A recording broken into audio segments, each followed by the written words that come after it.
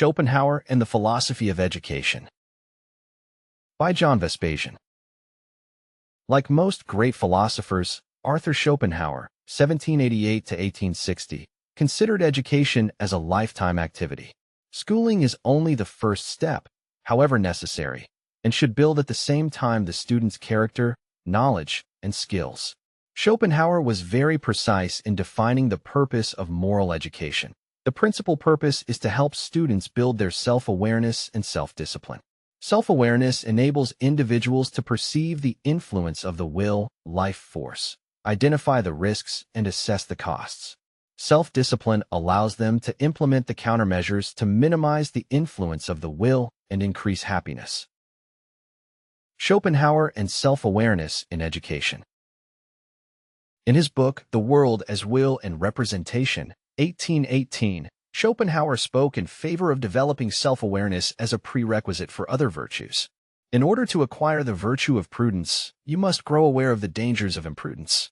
According to Schopenhauer, education should teach people to make good decisions, that is, decisions that avert, minimize, or remedy suffering, or that help increase one's happiness.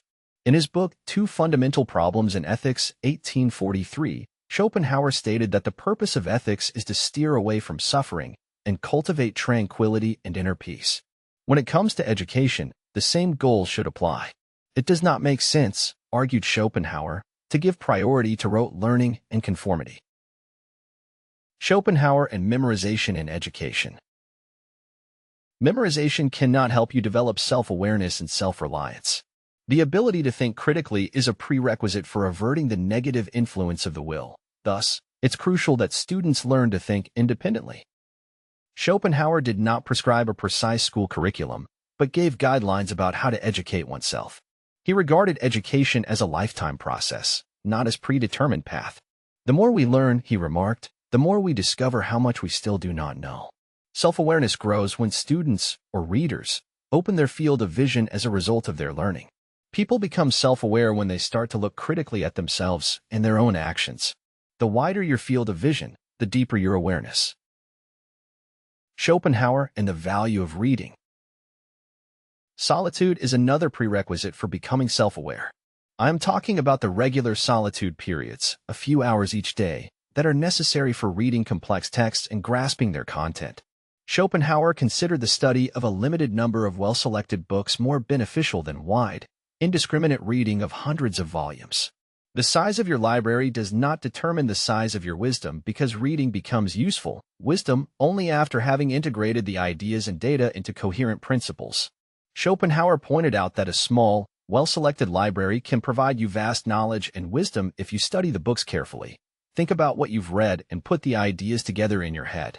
In Pererga and Paralipomena, 1851, Schopenhauer noted that the greatest advantage of books is that they enable readers to acquire knowledge that the authors have taken a lifetime to gather.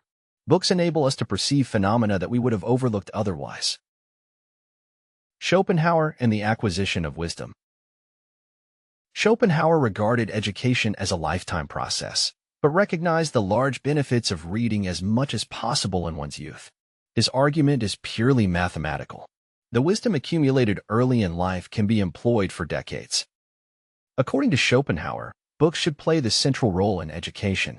Knowledge and wisdom can be also acquired through lectures, observation, and personal experience, but at a much lower speed. In contrast to lectures, observation, and personal experience, books can present complex arrays of data and long arguments. They can open your eyes in unique ways and render you self-aware quickly and inexpensively. Schopenhauer described a world without books as a place of darkness in which God is silent and justice dormant. He did his best to spread amongst the public his love of books, but his efforts proved to no avail. Schopenhauer and public lectures. In the years 1830 to 1860, Schopenhauer attained the status of a minor celebrity in German-speaking territories. He gave a large number of public lectures in Berlin and Frankfurt, but was disappointed with the experience. People regarded Schopenhauer's lectures as entertainment. I can imagine Schopenhauer's frustration when confronted with the fact that the audience had little interest in his philosophy. Attending a lecture by Schopenhauer was a prestigious way to spend an evening. The attendees could then tell their friends about the weird philosopher who had presented abstruse ideas that nobody could understand. As a result, Schopenhauer grew increasingly unsocial in his last decade. He kept reading, playing music and writing essays, but attended few social events. His faith in the educational value of his public speaking had dramatically decreased, but continued to view books as the key element in education.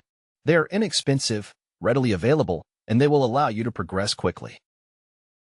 If you are interested in applying rational ideas to address today's problems, I recommend you my book, Thriving in Difficult Times. For more information, go to johnvespasian.com.